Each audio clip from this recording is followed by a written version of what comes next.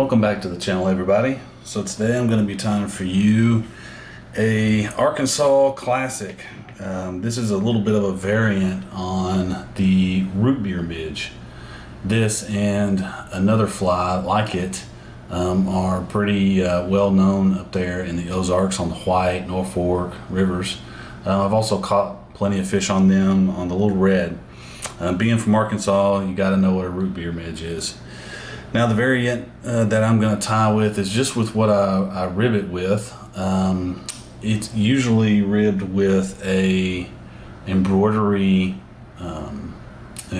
thread, but I am going to use Koch and Clark.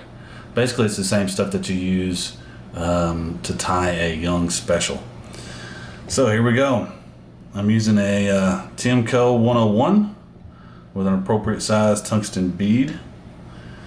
I'm going to go ahead and start some sheer 14-aught in brown just behind that bead. And I'm going to take my Koch and Clark. I have it spooled on an old spool of UTC just to make it easier to tie with. Now the reason why I don't use the what the original comes with is because it will really slide on that.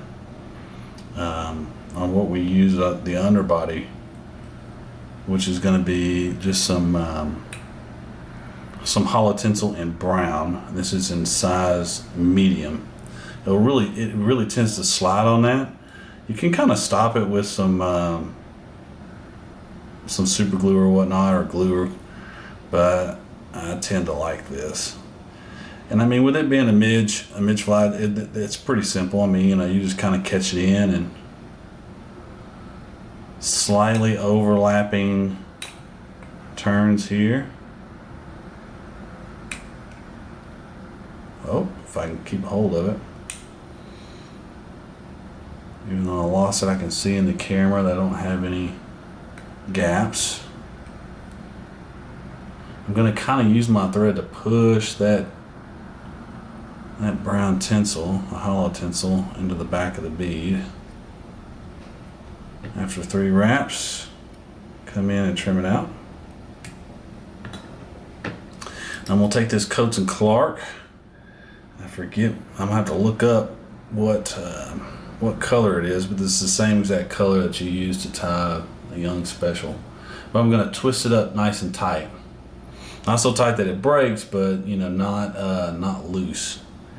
And then I'm gonna take my hand and I'm gonna grab it up here near the tip or near the fly. I mean, I guess you could roll this up nice and tight and then use your bobbin, but I'm gonna put a lot of pressure on each wrap, and I don't want it to jump off like that. So that's why I like using my hand here instead of the bobbin, so I can pass it from hand to hand and go nice and tight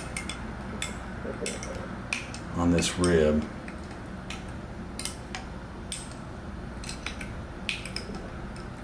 And you can vary your distance between each rib if you like. If you want something that's shows a little more of that brown tinsel, you can do that. If you want to show a little less, you can put them a little closer together.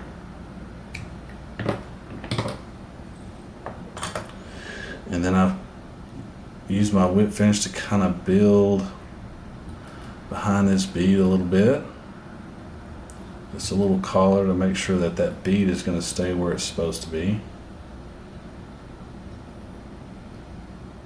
Still a little wiggly, so I'll do another one.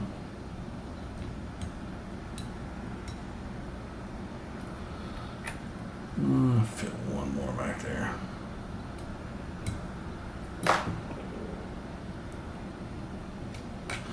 And there you go. There's yourself a Root Beer Midge. Give yourself a little shot of head cement. And drag that around the knot on the fly. And you will be good to go. I tie these, and this is an 18. I do 18s, 20s, and 22s. Twist some up. Let me know how you do.